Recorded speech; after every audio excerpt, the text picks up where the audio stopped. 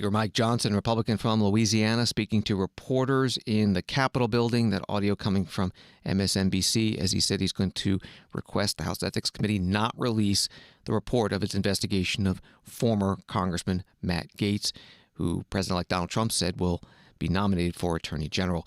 Congressman Steny Hoyer, Democrat from Maryland, former House Majority Leader, told a reporter at another location that the Ethics Committee should give senators that report on Matt Gaetz. Coming soon, we could see sort of an issue between the powers of the House and Senate early in the next Congress, when you have a lot of senators, including Republicans like Senator Cornyn, saying they want to see what the House Ethics Committee has produced on Mr. Gaetz, but here that may not be released.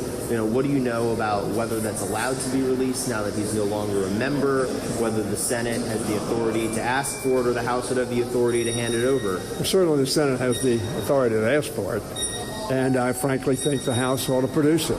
After all, this is a critical issue that the Senate has to address, whether or not somebody who obviously has had ethic issues for some period of time and issues of whether or not he was going to be charged with a crime, particularly someone who's appointed or suggested to be made the Attorney General of the United States.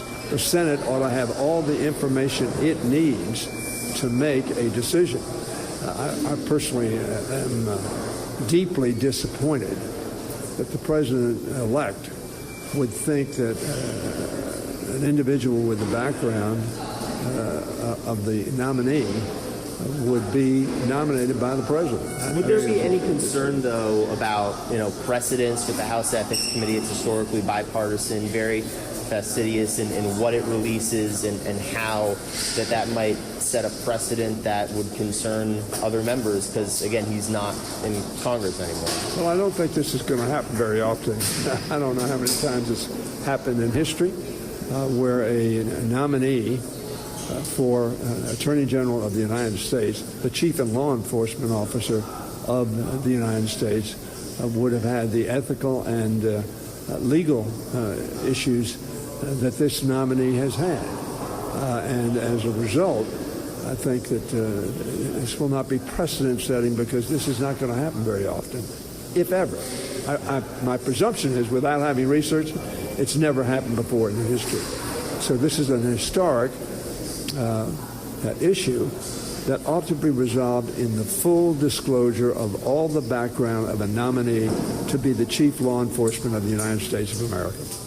Congressman Steny Hoyer, Democrat from Maryland, speaking with a reporter on Capitol Hill in Washington, D.C.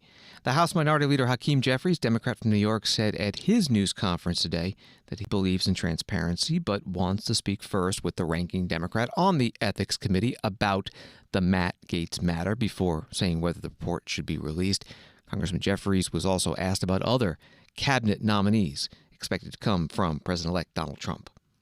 Jeffries, how concerned are you that the House Ethics Report will not release their findings into their investigation into Congressman Gaetz?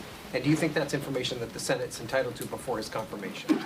I think it was Justice Brandeis who once said that sunlight is the best disinfectant in a democracy. Transparency is always the best course of action, particularly when it relates to high-ranking government officials.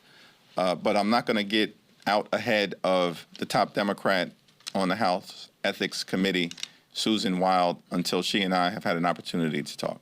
Mr. Jeffries, you serve with Matt Gaetz. What do you make of him being a nominee for top law enforcement officer in America?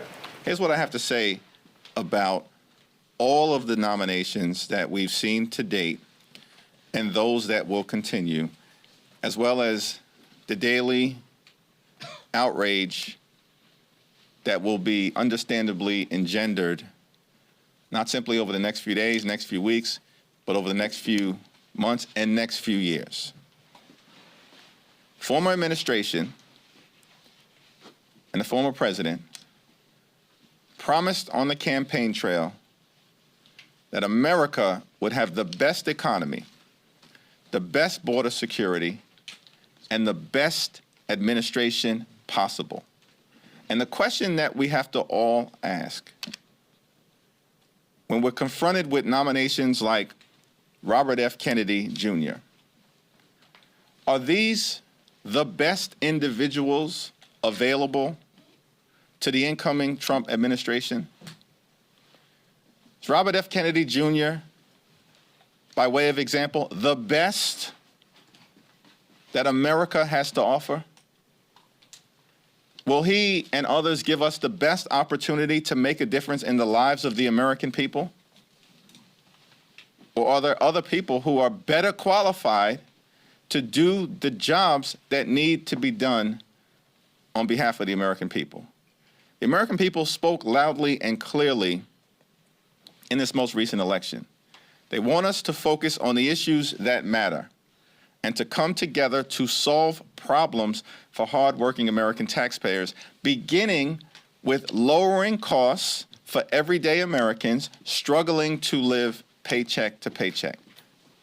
Are some of these nominations a real path forward to solving problems for everyday Americans? That's the question that I've been grappling with, that the American people are grappling with.